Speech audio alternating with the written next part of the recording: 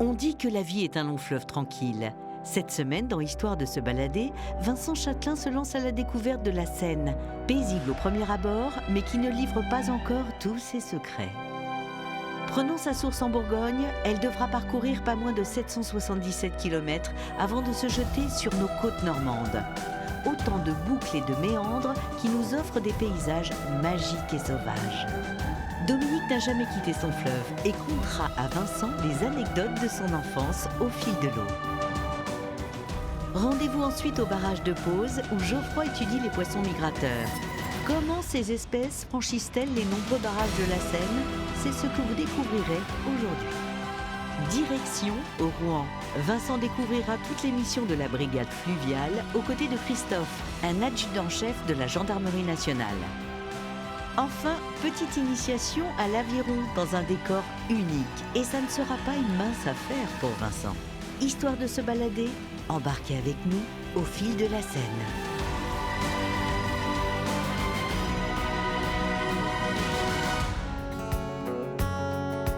On est bien, hein? Moi, ce que je vous propose aujourd'hui, c'est de partir au fil de la Seine et de découvrir notamment son plus beau méandre. Et c'est ici que ça se passe!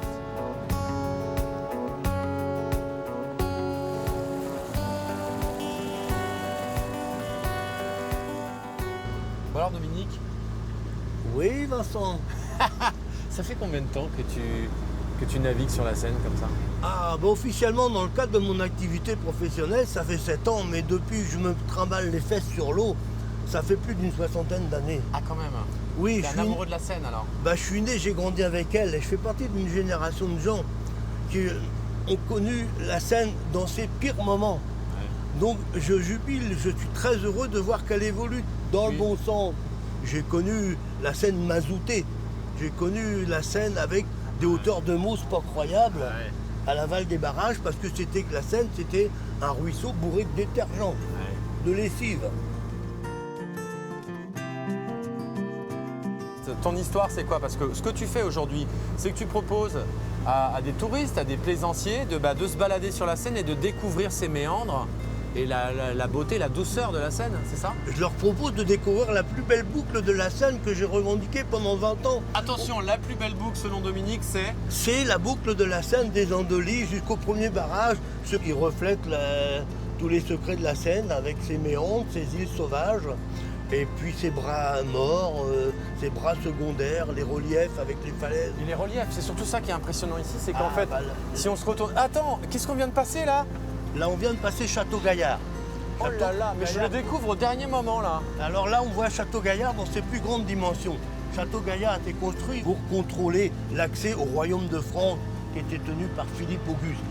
Mais en 1204, après un siège long et périlleux, Philippe Auguste a repris le Château-Gaillard et ça a intégré le domaine de France, si on peut dire. Alors nous, ici en Normandie, on a été vikings, on a été normands, on a été français, on a été anglais, on est un petit peu... Tu sens quoi alors? Moi, je me sens bien surtout. Je me sens très bien.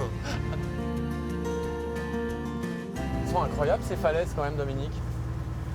C'est beau, hein? Oui, elle culmine à peu près une centaine de mètres d'altitude par rapport au plan d'eau. Sachant que nous, ici, par rapport au niveau de la mer, on est à peu près à 12 mètres d'altitude. Mais alors quand tu étais enfant, toi, ici, parce que tu as passé toute ton enfance ici, où est-ce que tu habitais? J'habitais au bord de la Seine, je suis né à l'hôpital des Andelys. Ensuite, j'ai grandi toujours, jusqu'à l'âge d'aujourd'hui, en bord de Seine. J'ai été un petit peu comme la politique, j'ai changé de bord. Un coup sur la rive droite, un coup sur la rive gauche. Oh, c'est pas étonnant, ça se fait beaucoup en politique. Mais je m'en porte très très bien. Et là, par contre, je crois que je vais planter mon bivouac rive droite sur la petite commune de Muy et je crois que je vais y rester. Est-ce que toi, tu as pu trouver dans ton enfance, je sais pas, des trésors ou alors des traces archéologiques de ces vestiges du passé? Toi, t'as retrouvé quoi? Ah, mais moi, par contre, avec mon frère, quand j'étais gamin, on a trouvé des épées en bord de Seine.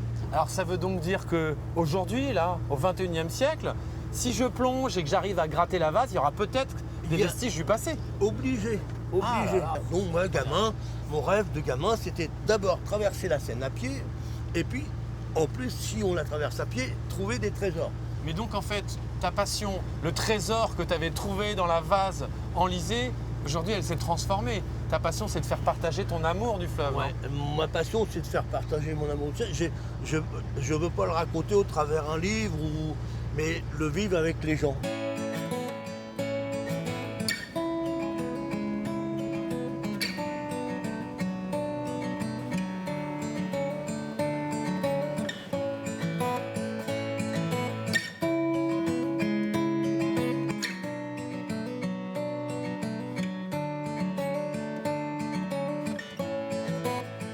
Comment ils font pour passer les poissons ici? C'est ce que je vais voir.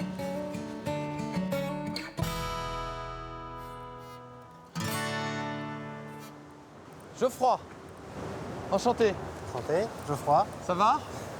Alors vous Enchanté. m'avez donné rendez-vous ici parce que vous travaillez pour une association particulière dont l'objectif est de redonner, on va dire, de la mobilité aux poissons sur les fleuves français. C'est ça. Et particulièrement ici, c'est quoi le rôle de votre association?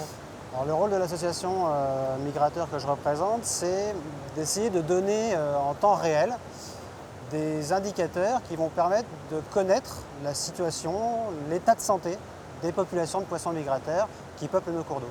Alors pour bien comprendre, la Seine, c'est un fleuve qui fait 776,6 km, c'est précis. C'est ça. Il y a combien de barrages sur la totalité du fleuve? Celui-ci, c'est le premier. C'est le premier, C'est le celui-là. premier ouvrage, puisqu'en fait, ici, on est en fond d'estuaire. On est à 160 km de la mer. Et au pied de l'ouvrage se fait encore ressentir le mouvement de marée. Il y a des systèmes d'ascenseurs pour poissons, ça existe Oui. sur certaines rivières. Ici, ce qui a été construit, ce qui a été conçu, c'est ce sorte de labyrinthe en béton qui va permettre aux poissons de remonter ou de descendre. Comment ça marche? Alors, presque dans les deux sens, Ah oui. mais surtout, sa vocation première, c'est la montaison. Alors, par contre, avant d'y aller, puisqu'on va se rapprocher de l'eau, il te faut Sécurité. absolument un gilet de sauvetage Oui, chef, oui. au cas où tu glisserais D'accord. sur un des bassins.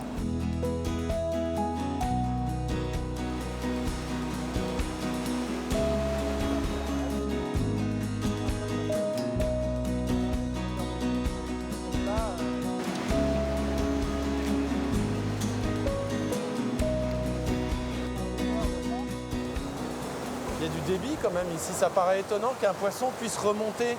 Par exemple, une faille comme celle-là, il y a tellement Oui, d'eau qui sort. effectivement. Cette hauteur de chute de 30 cm peut paraître dure à franchir, mais pour un poisson, elle est justement conçue de manière à ce qu'il puisse la passer en simplement un ou deux coups de queue Ah, d'accord. et de retrouver tout de suite derrière des conditions de repos qui lui permettent justement d'attendre avant de franchir la prochaine chute. Est-ce qu'il n'y a que des poissons migrateurs qui passent par ici? Non, non.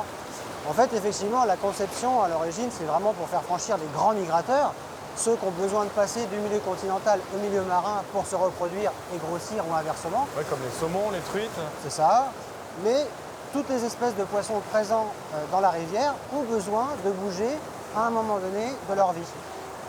Alors Geoffroy, il y a un moyen de les observer, ces poissons, de plus près ou pas? Oui, on peut. Il y a deux objectifs sur cette passe à poissons. C'est un, les faire franchir l'obstacle. Et deux, comme on est sur le premier ouvrage depuis la mer, c'est compter qu'est-ce qui revient de la mer. Donc pour ça, on a mis une chambre d'observation en sortie de passe avec un système de caméra qui va pouvoir compter automatiquement les ok. poissons qui vont remonter la passe. Bon, ben on y va alors.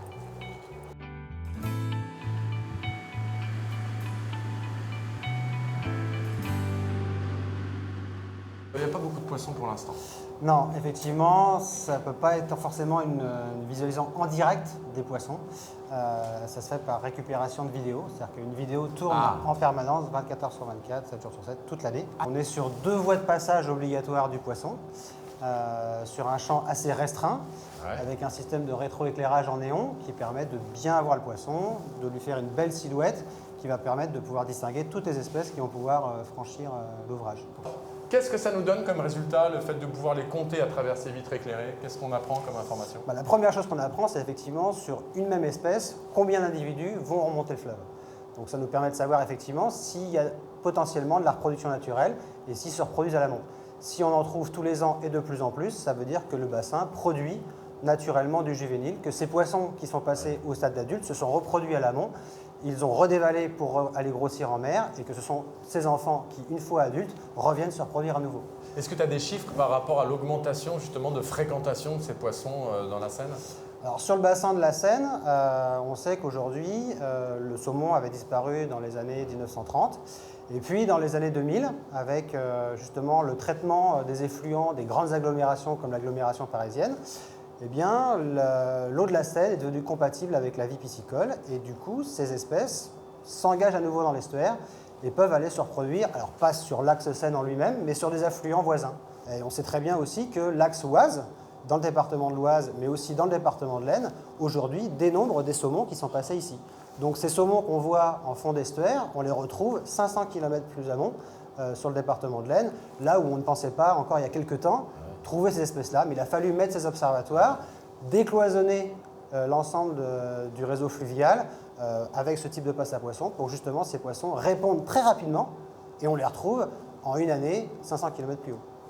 Et en fait, quelles sont les espèces qui passent ici et qu'on peut observer? On trouve du saumon atlantique, de la truite de mer, sa cousine, donc qui migre moins en mer, moins loin en mer, mais qui est aussi également un salmonidé migrateur. On retrouve les deux espèces de lamproie, la grande lamproie marine et la plus petite lamproie fluviatile. On trouve les deux espèces d'aloses, la grande alose et l'alose feinte. Et puis une septième qui, elle, a un rythme de migration inverse. C'est-à-dire que toutes celles que je viens de citer, elles vont grandir en mer et se reproduire en rivière. Et l'anguille, elle, a un cycle inversé. C'est où? C'est pas dans cet espace-là? C'est juste à côté. Ah, on y va? Oui. Allez.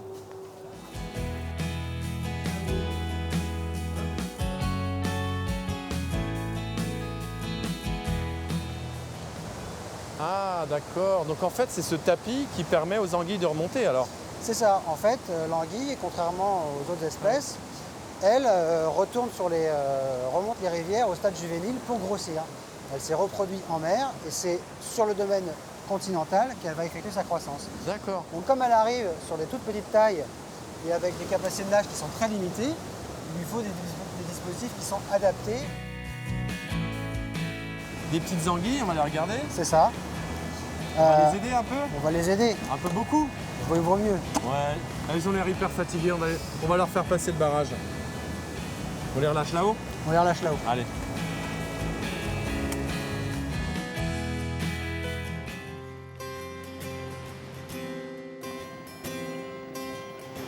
Un moment fort en émotion.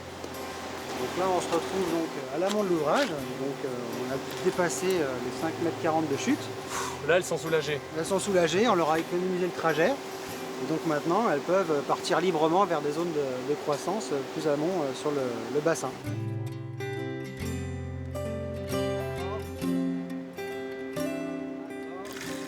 Allez, petites anguilles. Qu'est-ce qu'on leur dit? Bonne chance. Bonne chance.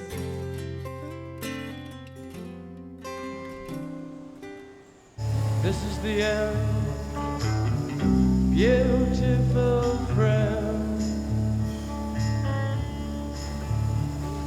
This is the end, my only friend, the end of all your love. Toi, ton bureau, c'est ça. C'est ça, exactement. C'est le lieu où je travaille le plus souvent, le fleuve. Parce que toi, Christophe, t'es gendarme, t'es adjudant-chef à la gendarmerie, mais attention, brigade fluviale. Exactement. Donc la mission de la brigade fluviale, c'est quoi sur la Seine? Alors, on a les mêmes missions que nos collègues qui sont sur sur le plan dur, hein. Des missions de contrôle des flux. Donc, principalement, nous, pour le fleuve, c'est contrôle de tout ce qui peut passer par le côté maritime ou le côté fluvial, c'est-à-dire ce que vous appelez communément les péniches. Nous, on appelle ça plutôt automoteur ou éventuellement pousseur avec barge. En gros, tout le contrôle de flux commercial. On a aussi le contrôle de flux lié aux passagers, aux personnes, puisqu'on a des paquebots qui viennent ici, ainsi que des bateaux à passagers. Et on a également des missions de police judiciaire, que ce soit police judiciaire subaquatique, donc sous l'eau, ou tout simplement liée au milieu fluvial. Alors aujourd'hui, la zone qui est concernée, qui est sous l'autorité de cette brigade fluviale de la gendarmerie, elle est grande comment? Alors nous, actuellement, on a 220 km de Seine. On a ouais. 175 km sur la partie Seine-Maritime et 45 km sur la partie Eure. Et alors donc la plupart de ces gendarmes qui travaillent dans cette brigade sont aussi des plongeurs. Alors l'effectif, donc de 8, est composé de 8 personnels qui sont qualifiés pilotes. Et ensuite, on a la technicité plongeur. Ouais. Et là, c'est 5 personnels de l'unité qui sont formés à la plongée. Homme grenouille. C'est ça.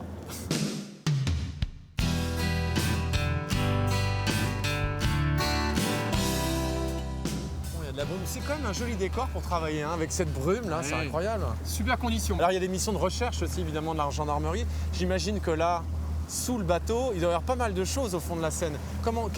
Quelle technique on utilise pour pouvoir savoir ce qu'il y a au fond de la Seine? Alors tout simplement, on utilise ce bateau en l'occurrence, sur lequel on peut installer facilement une sonde sur l'arrière et on a un appareil qui nous permet de modéliser le fond et donc de détecter différents objets qui peuvent être une voiture, scooter, vélo, coffre-fort.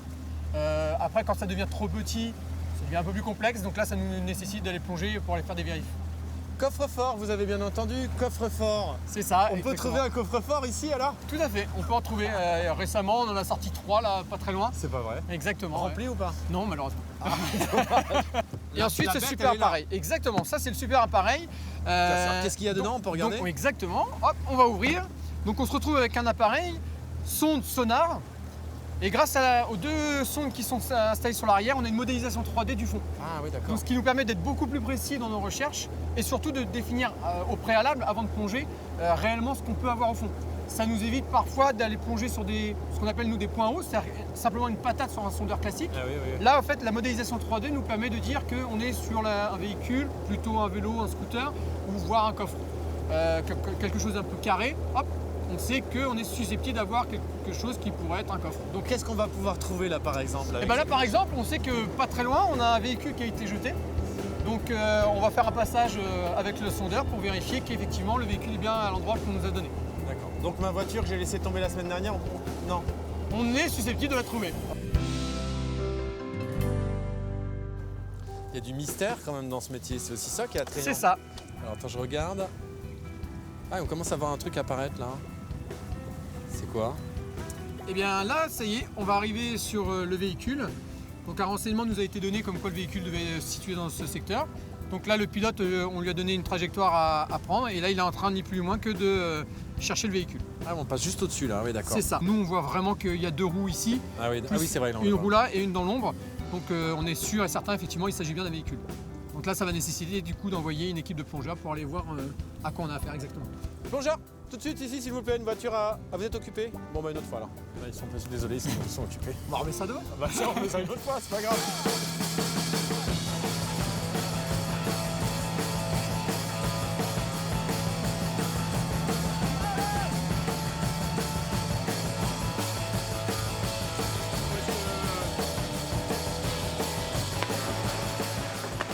Alors ils sont en train de faire un exercice, lequel exactement? Alors là, ils sont en train de rechercher une arme. Donc, exercice qui est une simulation de ce qui pourrait arriver tous les jours. C'est-à-dire que quelqu'un vient nous signaler qu'une arme a été jetée à tel endroit. On fait une recherche avec différentes méthodes qui nous sont apprises lors de notre formation initiale. Et une fois qu'ils vont avoir trouvé l'arme, ils vont la signaler. En fonction du temps qu'ils auront passé sous l'eau, soit ils continuent la mission, soit une deuxième équipe ira faire les constatations sur l'arme. Ça veut dire concrètement qu'ils vont aller tâter dans la vase comme ça pour savoir précisément où se trouve le pistolet? Exactement. Alors pour le Ah coup, oui. effectivement, ici, ils auront une visibilité qui est quasiment nulle. C'est quoi? C'est ça? On a combien de Là, on centimètres? a une vingtaine de centimètres max. Et donc là, ils vont devoir faire plus une recherche tactile qu'une recherche visuelle. Est-ce qu'il y a un peu d'angoisse au début, j'imagine, quand on devient gendarme et qu'on travaille pour la brigade fluviale, à se mettre dans ce genre de conditions où on plonge dans le noir, donc il ne faut pas être claustro non plus? Oui, alors il peut y avoir cette angoisse, hein, ce qui est tout à fait logique. Maintenant, on est formé pour ça, on nous prépare à ça. Donc arrivé en unité, on est pris en main par des anciens qui ont l'expérience du fleuve, parce qu'il y a aussi la particularité du fleuve. Et une fois qu'on a pris un peu quelques habitudes, quelques conseils, tout se passe bien. Ça va? Ça donne quelque chose, les recherches? Ils sont mignons à se parler comme ça. C'est ça. On dirait un petit Ils ne couple. peuvent pas se parler, donc Ça y est, ça sera là, ils du descendent. signe. Donc là, on croise les doigts pour voir s'ils vont réussir à récupérer ce pistolet.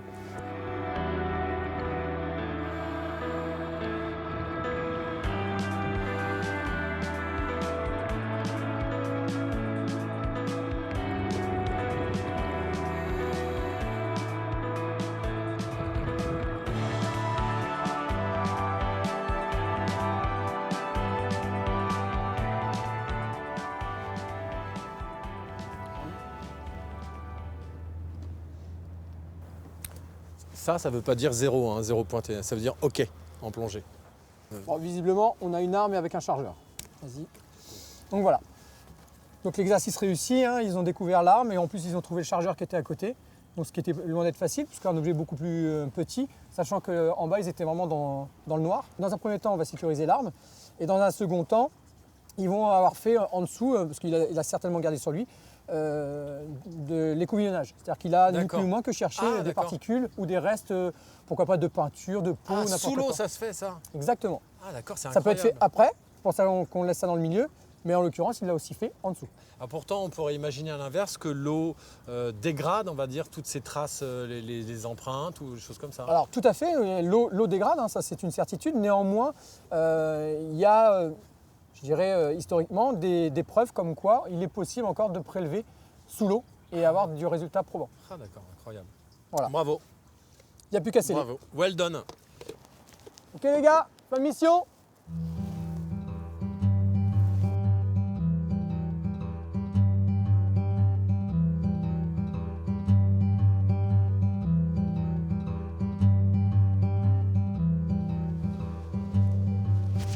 Voilà, il fait pas chaud aujourd'hui et pourtant c'est ce moment que j'ai choisi, et oui, pour aller tester l'aviron.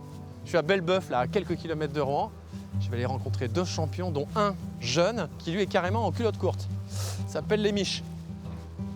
Sur tes 18 km aujourd'hui, Hugues, du travail technique, tu fais attention à ce que tu fais avec ton corps. Donc le dos, pas trop en bascule arrière, t'avachis pas, reste sur un angle efficace. Bonjour messieurs. Salut Je suis en plein Vincent. briefing, désolé. Enchanté, ça va? Enchanté, ça va et toi? Bien, vous étiez en train de vous briefer un petit peu Ouais, sur c'est ce que ça. vous allez faire aujourd'hui? Exactement, donc on parlait un petit peu d'un travail qu'on fait régulièrement donc, à l'aviron. Ça reste un sport vraiment d'endurance. Donc de temps en temps, on fait des sorties techniques pour gommer des défauts. Donc en l'occurrence de ce jeune rameur Hugues qui est en équipe de France Ah d'aviron. quand même. Alors vous voyez, la différence entre Hugues et moi, c'est que moi je suis habillé, il a la même épaisseur, et voilà, Hugues il a un truc qui fait 1 mm, mais on a les bras de la même taille, je comprends pas. T'as quel âge Hugues? 17 ans. Mais à 17 ans j'avais des bras comme ça? Non, je crois pas. Toi tu t'es champion d'aviron, on peut le dire? Oui, ouais. Quand même. En équipe de France. Qu'est-ce que tu as gagné? C'est quoi le titre dont tu es le plus fier? La Coupe de la Jeunesse cette année en août.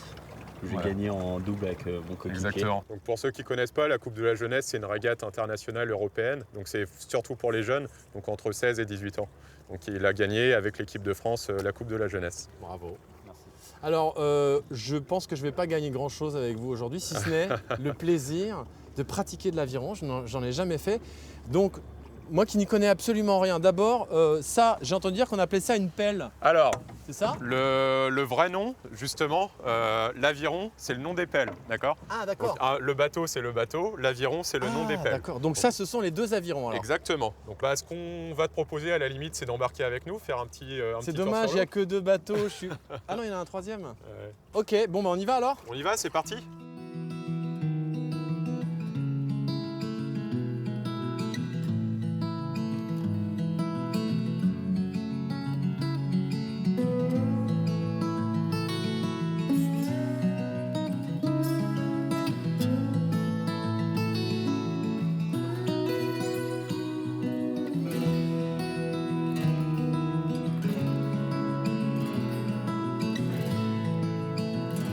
Bon, Philippe, c'est quoi les conseils quand on débute comme... Ah!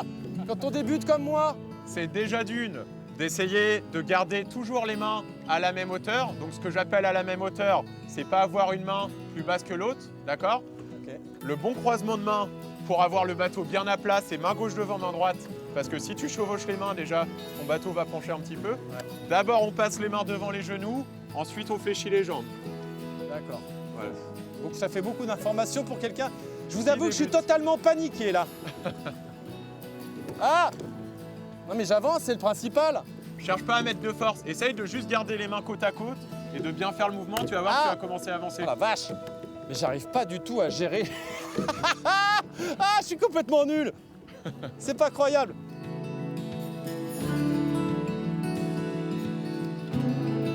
Salut! Salut. Je me prépare pour les championnats du monde en 2158. Ouais, mais je serai prêt, hein. Alors en fait, je pense que Philippe et Hugues, avec moi, vous allez faire un bel entraînement aujourd'hui, hein. Vous allez être contents. Oui, Vous allez revenir, ça vous allez être crevés tellement stressés parce que vous avez peur que je tombe à l'eau.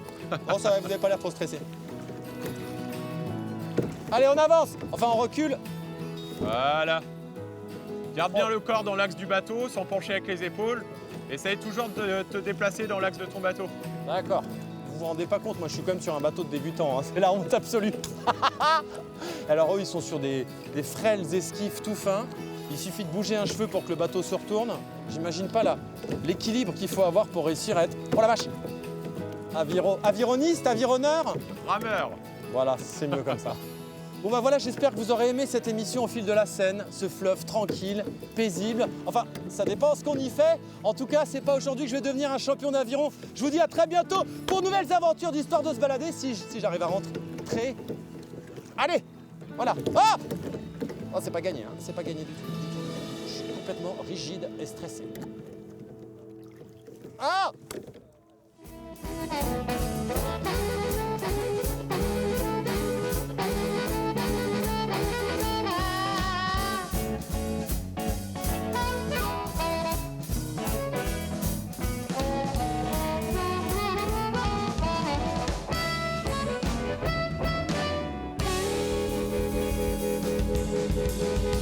Thank you.